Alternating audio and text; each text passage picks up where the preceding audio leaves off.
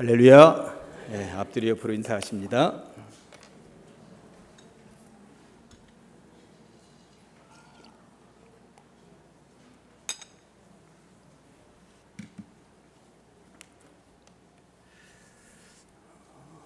예고해 드렸던 대로 9월에는 마가복음에서 주님을 만난 사람들을 뽑아 올렸습니다. 오늘은 베드로의 장모를 만나시게 될 것이고요. 다음 주에는 혈루증 여인을 만나시게 됩니다.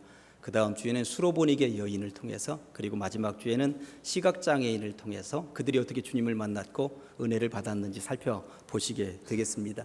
9월 한 달 동안 마가복음에 있었던 2000년 전의 그 인물들을 통해서 은혜 받으시고 세임 얻으시기를 간절히 축원합니다. 한국인들은 이 촉각이 굉장히 발달해 있다고 그럽니다. 서양 사람들은 눈으로 지각을 하고 한국 사람들은 손으로 많이 지각을 한다는 거예요. 유전적으로 한국 사람들은 촉각이 매우 발달해 있어서 손재주가 아주 좋다고 하는 것입니다. 펄벅이라고 하는 여인이 있었죠. 겨우 석 달 살고 선교사인 부모님을 따라서 중국 선교를 나오게 되었어요. 어릴 때부터 책 읽기를 좋아했고 글쓰기를 좋아했죠. 이분이 대지라고 하는 소설을 썼다가 1938년도에 노벨 문학상을 받기도 했습니다. 중국 선교지에 있다가 이 조선 땅이 가까우니까 조선 땅에도 넘어와서 조선 사람들을 만나기도 하고 조선을 홍보하는 책자를 펴내기도 했습니다. 이 펄벅 여사가 조선 사람들의 집에 초대를 받아서 그 집에 들어가서 음식하는 것을 보았는데, 그 집에 있는 이 여인이 이 무채를 이렇게 칼로 썰고 있는데 놀라운 거예요. 그래서 이 펄벅 여사가 책에다 이렇게 썼습니다. 저건 요리가 아니라 예술이다. 어떻게 저렇게 칼질을 잘할 수가 있단 말인가, 대단하다 하는 얘기를 했던 것이죠. 1891년에 한국에 선교사로 온 게일이라고 하는 목사님이 계십니다. 이 조선 땅에 와서 선교를 하다가 어느 집에 이제 초대받아서 가게 되었는데, 식탁에 앉아서 밥을 먹는데 5살짜리 어린아이가 콩을 이렇게 젓가락으로 집어 먹는 거예요. 서양 사람들이 이 나라에 와서 가장 힘든 것 중에 하나가 젓가락질이었거든요. 이게 되는 게 아니거든요. 늘 포크질만 하다가 젓가락질이 쉽게 되지 않고, 자기는 그렇게도 어려웠는데 5살짜리가 콩 하나를 집어서 먹는 것을 보더니 저것은 식탁 위의 서커스다, 이런 말을 남겼다고 하는 것입니다. 그러고 보니 여러분들은 전부 다 서커스 단원입니다. 서양 사람들이 한국에 와서 그런 것들을 보면서 이 나라 조선 사람들이 얼마나 손재주가 많은지를 보게 되었다고 하는 것이죠. 조선 사람들, 한국 사람들 손으로 하는 거 잘합니다. 이 손으로 하는 모든 경연대회에 나가면 외국에서 잘하고요, 활도 잘 쏘고요, 총도 잘 쏘고 그러는 것 보시면 손재주가 있구나 하는 것을 알 수 있습니다. 사람의 손은 정말로 중요합니다. 수지침을 하는 사람들은 이 손바닥에 머리끝에서 발끝까지 모든 것이 다 들어있다고, 오장육부가 다 들어있다고 이야기들을 합니다. 소화가 되지 않으면 손바닥만 눌러주어도 시원하다 하고요, 손끝을 따주기만 해도 소화가 되는 경우들을 볼 수가 있습니다. 손은 그렇게 중요한 역할을 합니다. 오늘은 손에 대한 이야기를 해보려고 이렇게 서두를 시작을 했습니다. 2000년 전에 예수님께서 선교를 할 때 선교의 베이스 캠프가 어디에 차려졌는지 아십니까? 가버나움이라고 하는 도시였습니다. 갈릴리 호수의 북쪽에 포진하고 있는 이 도시는 예수님께서 선교를 하실 때에 주로 머물던 곳이었습니다. 동쪽으로 선교 가셨다 가버나움에서, 서쪽으로 남쪽으로 북쪽으로 가셨다가 꼭 가버나움에서 주로 주무셨던 것입니다. 그런데 이 가버나움에 누구 집이 있었느냐 하면 베드로의 집이 있었다고 하는 거예요. 오늘 본문 29절을 보니까 회당에서 나와 곧 야고보와 요한과 함께 시몬은 베드로잖아요. 베드로와 안드레의 집에 들어가셨다고 성경은 말씀하고 있습니다. 그런데 베드로의 장모가 그 베드로의 집에서 함께 살고 있었다고 하는 거예요. 여기서 중요한 것, 베드로가 장모를 모시고 있었구나. 그러고 보니까 베드로는 총각이 아니라 장가간 사람이었구나, 가정을 꾸리고 있었던 사람이었구나 하는 것을 알 수가 있죠. 예나 지금이나 장모를 모시고 산다고 하는 것은 가정적인 인물이구나, 애처가구나 하는 것을 알 수가 있습니다. 아내를 사랑하지 않고서야 장모를 모시고 살 수 있겠습니까? 우리 옛말에도 마누라가 예쁘면 처갓집 말뚝을 보고도 절한다라는 말이 있습니다. 아무튼 베드로가 그랬다는 거예요. 그런데 베드로의 장모가 아팠다고 성경은 말씀하고 있습니다. 30절에 보니까 베드로의 장모가 열병으로 누워 있었다는 것입니다. 제가 결혼해서 살아보니까 저의 친어머니가 아프실 때보다 장모님이 아프시니까 더 신경이 쓰이더라고요. 장인어른 눈치도 보이고 아내 눈치도 보이는 거예요. 이 친어머니보다 더 신경을 써야 되는 분야가 장모님이구나 하는 것을 결혼한 이후에 알게 되었습니다. 베드로도 그랬겠구나 하는 생각이 드는 것이죠. 얼마나 신경이 쓰였겠습니까? 자기 집에서 모시고 사는데 아프신 거예요. 다 자기 책임인 것 같습니다. 그런데 그나마 다행인 것은 열병이었다고 성경이 말씀하고 있는 것 보니까 감기 몸살 때문에 온몸에 불덩어리가 왔구나 하는 것 정도 우리가 눈치챌 수 있을 것 같습니다. 이런 상황에 예수님께서 베드로의 집을 방문하셨다는 것이고요. 그리고 베드로 장모의 열병을 고쳐주셨다고 하는 것입니다. 여기까지가 오늘 설교의 전반적인 배경 내용입니다. 오늘 설교는 주로 31절을 중심으로 해서 제가 하려고 합니다만 보니까 나아가사 그 손을 잡아 일으키시니 열병이 떠나고 여자가 그들에게 수종 들었다고 나와 있습니다. 저는 이 본문 한 절을 가지고 세 꼭지로 나누어서 설교를 하려고 합니다. 첫째, 손을 잡아 일으키시니. 저는 오늘 본문을 읽으면서 예수님의 치료 방법을 집중해서 쳐다보았어요.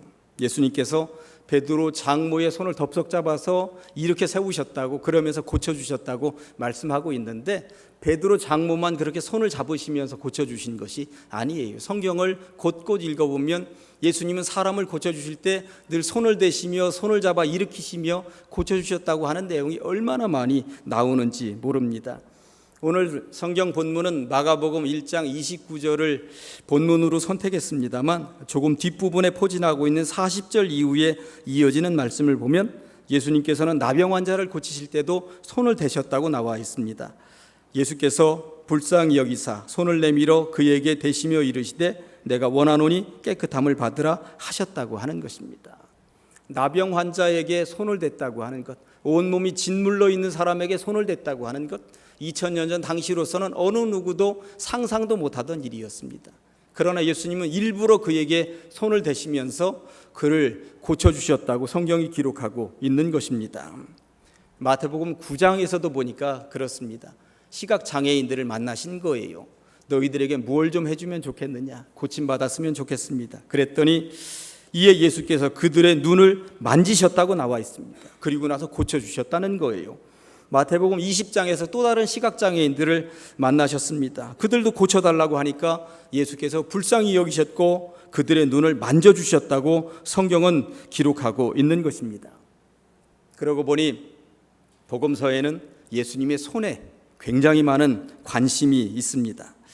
예수님께서는 야이로의 딸을 고치실 때도 손을 잡아 일으키셨고요. 베드로가 물에 빠져서 허우적거릴 때도 손을 잡아서 그를 건져 주셨습니다. 변화산에 올라갔던 제자들이 두려워하고 무서워하니까 손을 대시면서 일어나라고, 두려워 말라고 말씀하셨습니다. 변화산에서 내려온 이후에 간질병 걸린 어린아이를 손을 잡아서 이렇게 세웠다고 성경은 계속 기록하고 있는 것입니다. 그러고 보니 예수님은 만나는 병자들마다 일일이 손을 대시면서 손을 잡으시면서 당신의 따스한 손길로 그들을 살려내셨구나 하는 것을 알 수 있습니다. 거듭 말씀을 드립니다만 그 당시에 병자들을 만진다고 하는 것은 정말 쉬운 일이 아니었습니다. 병자들 몸에서는 피고름이 흘러나오고 있었고요. 나병 환자들은 손가락이나 발가락이 뚝뚝 잘려나간 상태였습니다. 어느 누가 그 몸을 만지겠습니까? 감염될지도 모르는 상황이었습니다. 그러나 예수님은 만져주셨다고, 고쳐주셨다고 성경은 거듭거듭 증언하고 있는 것이죠. 이런 상황이 되다 보니까 사람들이 예수님께로 구름대처럼 몰려오기 시작을 했습니다. 누가복음 4장 40절 말씀은 당시의 상황을 이렇게 표현하고 있습니다. 해질 무렵에 사람들이 온갖 병자들을 데리고 나아오매 예수께서 일일이 그 위에 손을 얹으사 고치시니라. 한 사람도 빼놓지 않고 일일이 모든 사람들을 다 만져주시면서 이렇게 세워주셨다고, 고쳐주셨다고 성경은 말씀하고 있는 거예요. 이제 백성들은 알아차렸습니다. 저분이 만져주시기만 하면 낫는구나. 이 놀라운 비밀을 깨닫게 된 것이고요. 원근 각처에서 구름대처럼 몰려들었던 것입니다. 그랬더니 어른들만 이제까지는 왔는데 그 어른들 틈에 어린아이들도 이제 보이기 시작을 했습니다. 마태복음 10장 13절에 보았더니 사람들이 예수께서 만져주심을 바라고 어린아이들을 데리고 왔다는 것입니다. 이것이 바로 만져주심의 비밀인 것입니다.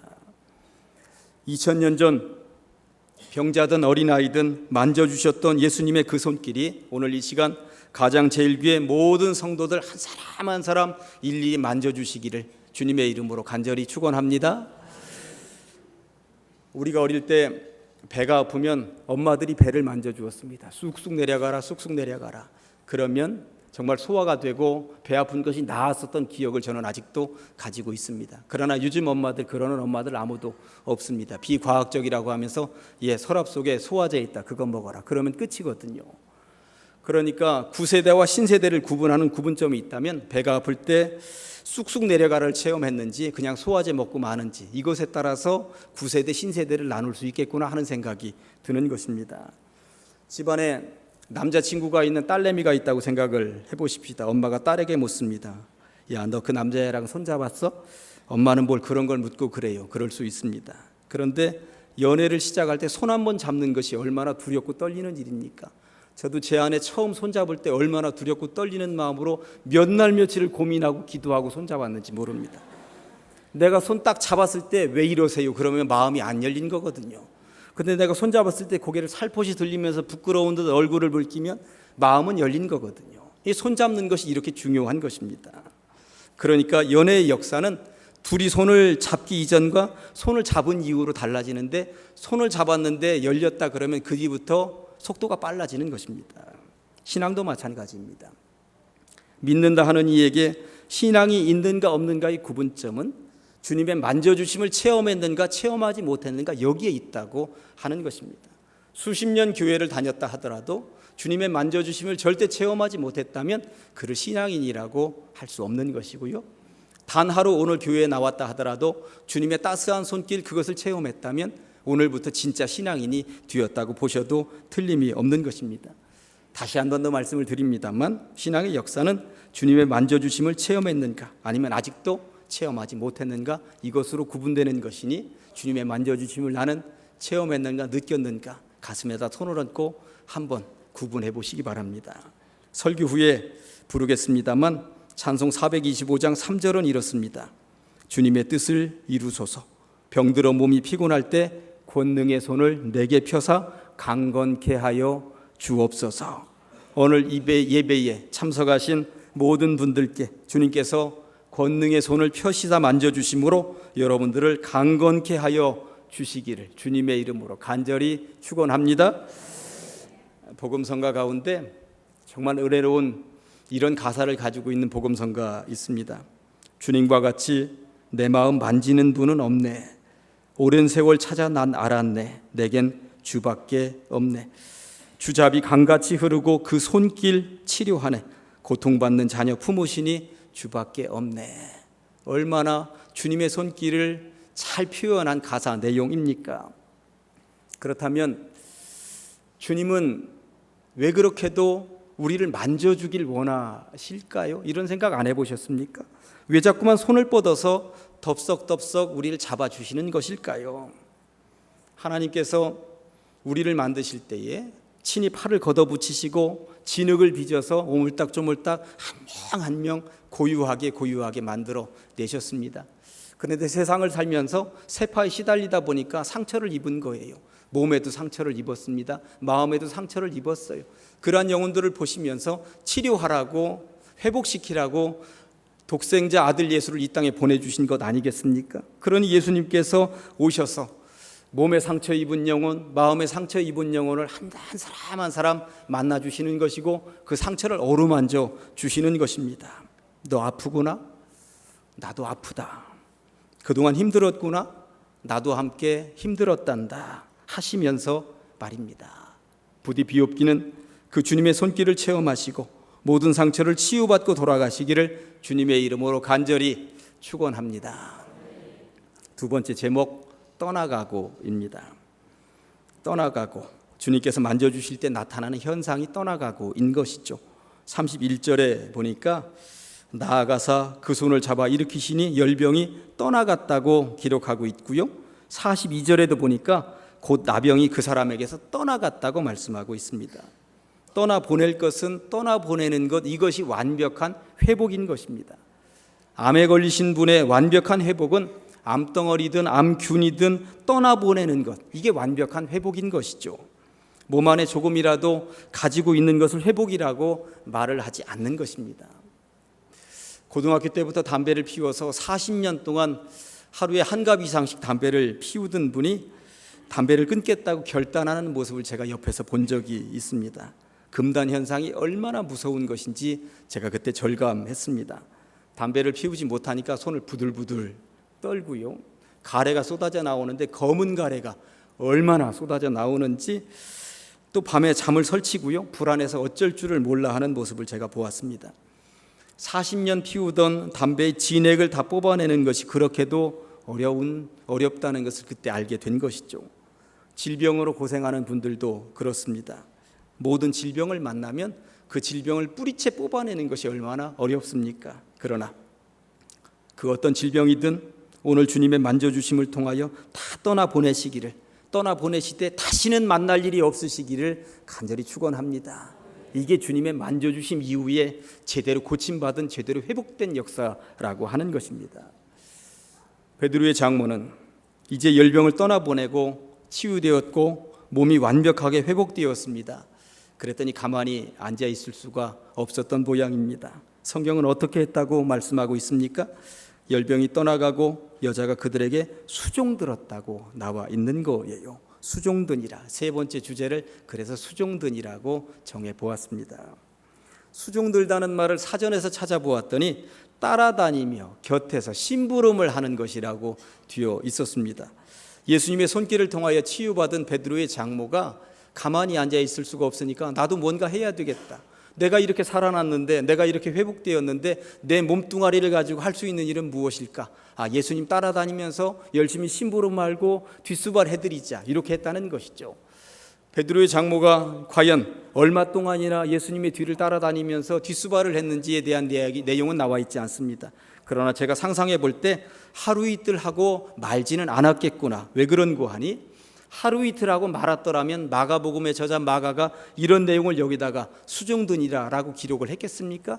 지속적으로 오랫동안 자기의 건강이 허락하는 동안 했다고 하는 것 때문에 여기다 이렇게 수종드니라 기록한 것이 아니겠습니까? 예수님이 만지시면 일어날 줄로 믿습니다. 회복될 줄로 믿습니다. 그것은 확실합니다. 그런데 중요한 것은 우리를 이렇게 세우시는 목적이 분명히 있다는 사실을 절대 놓쳐서는 안 된다는 것입니다. 아픈 이를 일으켜 세우셔서 건강 주셨으면 뭐 하시겠습니까? 노세 젊어서 노세 그렇게 놀다가 가시겠습니까? 그런 목적이라면 건강 주신 목적과는 거리가 너무나도 먼 것입니다. 성경은 분명히 말씀하고 있습니다. 너희가 먹든지 마시든지 무엇을 하든지 다 하나님의 영광을 위하여 하라고 주님께서는 명령하고 계시다는 것이죠. 저는 우리 교회 모든 성도님들이 다 부자가 되셨으면 좋겠습니다. 그런데 부자가 되겠다는 목적이 분명해야 합니다.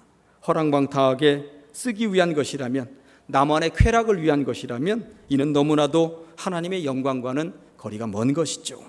돈은 적절한 곳에 제대로 하나님의 영광을 위하여 사용되어질 때 가장 아름다운 도구인 줄로 믿습니다. 많이 버십시오.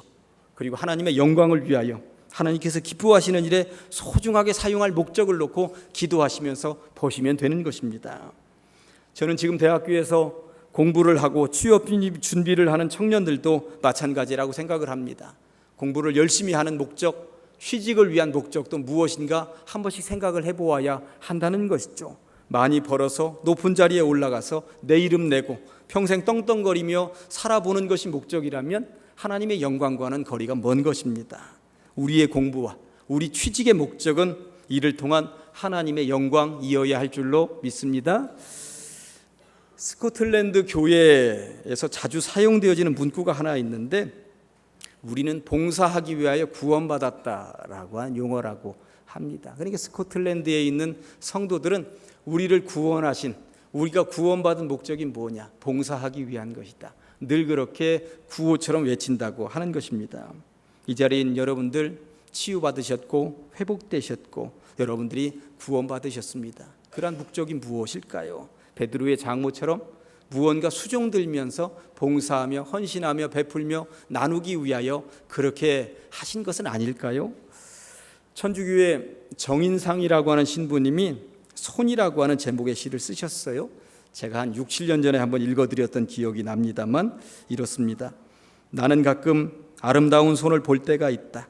이름 없이 살다간 이들의 산소를 찾아 꽃을 꽂는 손이라든가, 지문도 지워져 버린 늙으신 아버지가 다 큰 아들, 딸들의 구두를 닦아주는 손이라든가, 장난꾸러기 꼬마의 얼굴을 닦아주는 엄마의 보드라운 손이라든가, 그리고 눈보라 휘몰아치는 겨울날 따스한 악수를 하기 위해 오버주머니에 꼭 감싸 넣은 희끗희끗한 머리채를 이고 다니는 노신사의 핏기 없는 오른손이라든가, 이러한 손을 볼 때마다 나는 주님의 씨앗을 품고 살아가는 이들을 생각해 본다. 무쇠라도 녹일 수 있는 손에서 뿜어내는 무시무시한 사랑의 열기가 달아오르면 오를수록 주님의 씨앗은 종횡무진 발아 되리라. 저는 오늘 이 예배를 통해 가장제일교회 모든 성도님들이 주님의 손길을 체험하셨으면 좋겠는 거예요. 그리고 몸과 마음의 질병과 아픔을 다 떠나 보내셨으면 좋겠습니다.